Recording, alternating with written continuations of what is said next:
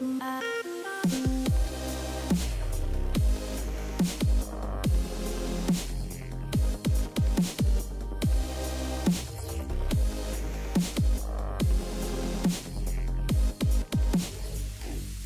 happening, everyone? It's your boy Count Jinsolo. Welcome to another Pokemon Go video. Today we're going to be talking about a whole bunch of updates and sneak peeks that was announced yesterday from Pokemon Go and Niantic.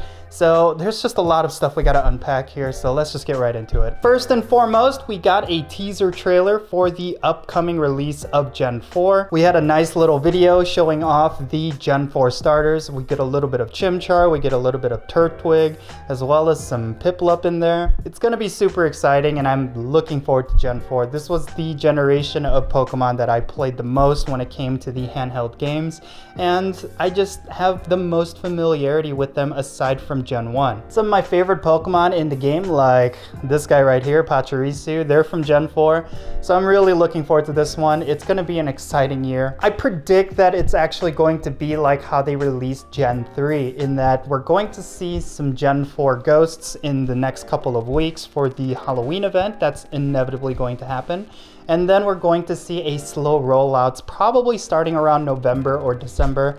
And we're going to see the starters come first with a couple of Pokemon. And we're just going to see a slow roll, and I'm honestly okay with that. Now, something of note with Gen 4 is that we do have a lot of different Pokemon that have cross-gen evolutions in Gen 4. I think Gen 4 has the most out of every other generation. So it's going to be interesting to see what they do with that. Are we going to be able to do our cross-gen evolutions right away? Is that going to be a big chunk of the first batch of Gen 4 Pokemon that get released? We really don't know, but I suspect that the first wave of Gen 4 Pokemon is going to have a lot of cross-gen evolutions. And on top of that, a lot of those cross-gen evolutions, like Magmortar and Electivire, they're actually pretty relevant in the meta. It's going to be interesting to see how they fit in with the gym meta, with the raid battling meta. Yo, so another thing that was in that teaser trailer was actually a tease for an upcoming legendary raid boss.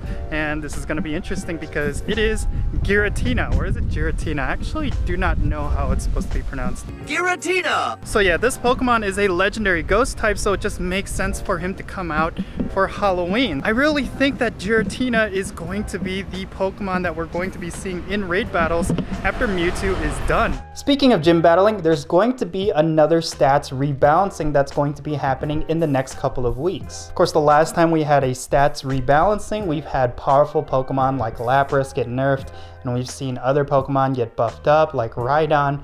It's going to be very interesting to see what Pokemon get affected by this the most. So yeah, I'm really curious to see how this balance rework is going to overall affect Pokemon Go. First and foremost, they're going to be adjusting the CP of several Pokemon. Some Pokemon who are extremely weak then should be strong are going to get stronger. Some Pokemon that are a little bit too strong are going to get nerfed down. We've seen this in the past. I suspect that a lot of Pokemon that are kind of fan favorites, or in general they are meant to be really powerful, are going to get buffed up a little bit, and that's going to be cool to see. From what they're saying, it doesn't look like they're going to be making some huge adjustments to the attack stat of Pokemon. This is mainly going to be focusing on HP and defense, which means gym defenders are going to get a shakeup.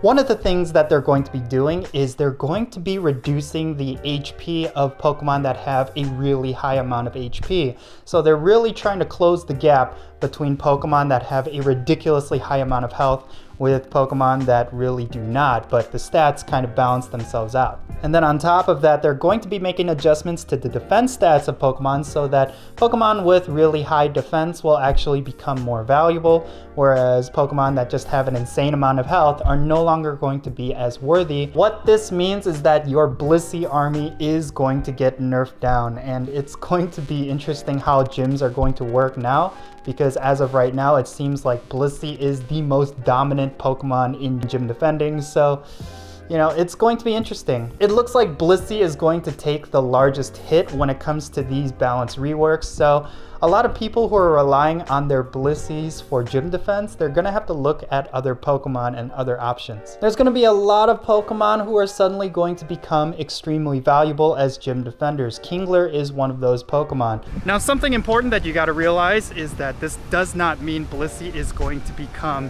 a useless Pokemon now. It's still going to be really strong in gym defense. What all of this just means is that Pokemon who are great gym defenders are going to be better gym defenders, and certain Pokemon who are kind of useless right now are actually going to be valuable in some way. And this is something that a lot of players are not pointing out, but this whole stats rework I actually think is a setup for PvP, because of course if they're going to try to normalize HP and defense for, battling, I really think this is kind of like a step towards PvP. They don't want certain Pokemon to completely ruin PvP battles like Blissey and Snorlax and Chanseys, so they're doing this so that it's a bit more fair, it's a bit more leveled. I'm really curious to see how this is all going to pan out. And this is a small change that they announced is going to happen, and this is something that a lot of players are kind of overlooking, but I actually think it might be important. It looks like they're going to be making adjustments to nests and weather boost spawns, so that's something we got to keep an eye on moving forward, because it looks like with nests, it's going to be 2 species of Pokemon as opposed to 1 now,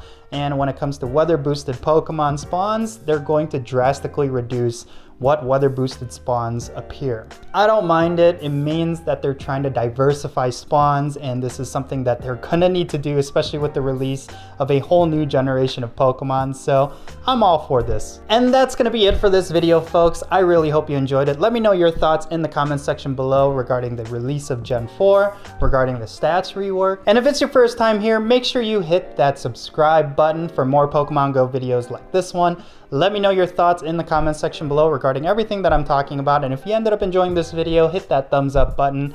I am Count Jinsula, and I'll catch you all later. Giratina!